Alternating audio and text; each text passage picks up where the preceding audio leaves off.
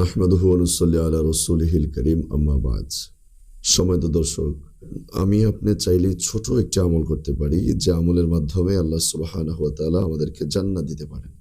হযরত Abu Berjaya আল আসলামী রাদিয়াল্লাহু তাআলা আনহু থেকে বর্ণিত, তিনি রাসূল আকরাম সাল্লাল্লাহু আলাইহি ওয়াসাল্লামকে বললেন, ইয়া রাসূলুল্লাহ সাল্লাল্লাহু আলাইহি ওয়াসাল্লাম, আমাকে এমন একটি কাজের কথা বলুন, এমন একটি আমলের কথা বলুন, যে আমলের মাধ্যমে, যে কাজের মাধ্যমে আমি জান্নাতে যেতে পারি, যে কাজ, যে আমল আমাকে জান্নাতে নিয়ে যাবে।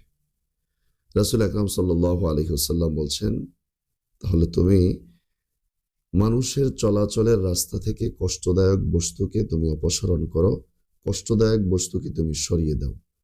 অর্থাৎ মানুষ যেই পথ দিয়ে চলাচল করে সেই পথ থেকে যেই কোনো কষ্টদায়ক বস্তুকে যদি তুমি সরাতে পারো, তাহলে সেই কাজ তোমাকে জান্নাতে পৌঁছে দেবে, জান্নাতে প্রবেশ করাবে। সুবহানাল্লাহ।